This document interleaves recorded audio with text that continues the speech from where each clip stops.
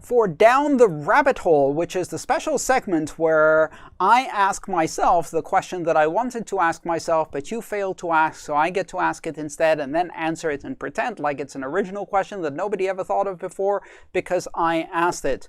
Great question, Andreas. All right, so what is Ethereum 2.0? When is it happening? Is it real? And what should I expect? Now, you asked similar questions, but I wanted to phrase it in that particular way. And great question, Andreas. What is Ethereum 2.0? Ethereum 2.0 is a clean slate design of Ethereum intended to replace Ethereum in a state transition that will occur approximately 1 to 2 years from now. This represents a transition of Ethereum from a proof-of-work system to a proof-of-stake system, and also from a single-chain system to a sharded chain system of 64 parallel executing chains, which are converged on a coordination chain called the beacon chain. The beacon chain itself is a chain that doesn't actually store any of the transactions or data. Instead, the beacon chain is the basis for the proof-of-stake system. It keeps track of the proof-of-stake validators. Validators are those who commit 32 Ether, and that is the minimum commit you can make to become a validator, and then validate blocks. If they validate them correctly, they get rewarded with a percentage return of between 2% and up to possibly 18% per annum on their underlying stake. If, on the other hand, they validate an incorrect block, they get severely penalized, in some cases losing up to 100% of their staked amount.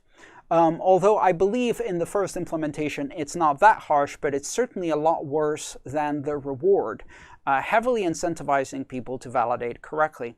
Validators also get penalized if, when called to validate a block, they are not online. So being online continuously is a requirement to be a validator. If a validator gets penalized several times as they lose stake, they reach a point where their stake drops below 16 Ether and they get kicked out of the validation pool. So how do validators get chosen? Well, that's part of the job of the beacon chain. And it uses a randomness engine called Randall VDF, as far as I understand it. And Randall VDF, or verifiable delay function, is a system that produces a random number generator through consensus.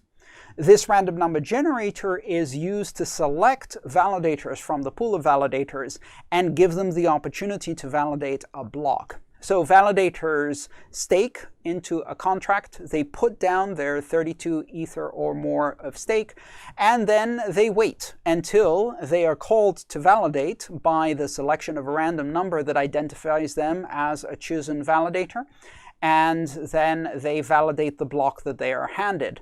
If they validate it correctly, they can earn a small reward. There are some other nuances and details.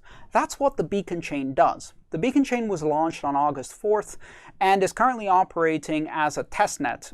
It had been in testing for almost 2 years, and now it is running with validators staking testnet Ether. This phase, called Phase 0, is intended to last between 1 and 2 years. At the end of this starts Phase 1, and Phase 1 is the transition of the introduction of shards and the transition of the system from proof of work to proof of stake.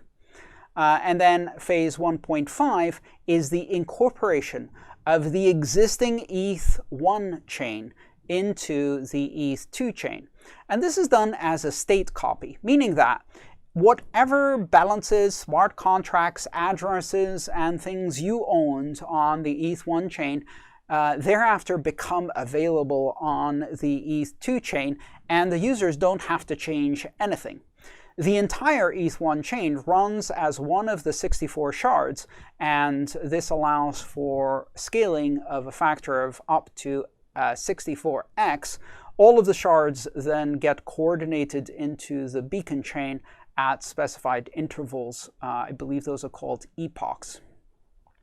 So that's the plan. Ethereum is moving to proof of stake and a sharded scalable architecture, and the intention was, instead of trying to make incremental disruptive changes to the base Ethereum chain, instead it was implemented as a clean slate implementation, which at some point has a migration of state so that it subsumes the entire ETH1 chain in a way that users don't even notice, and all of their data, state, and funds are carried forward to the ETH2 chain. This allowed for much more radical experimentation and rewriting of code from scratch in order to implement these rather ambitious goals.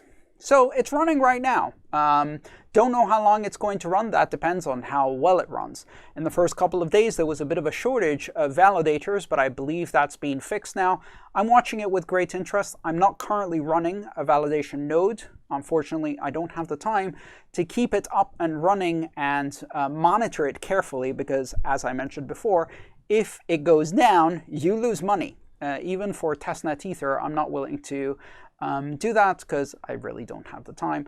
But I am watching this rather carefully and with great interest, because if this implementation is successful, it represents a very significant advancement in the science of consensus algorithms and in the science of proof of stake. Interestingly, there's another question that came up related to this, which might be a good segue from this down the rabbit hole. So that was my question of the day. I hope you enjoyed it.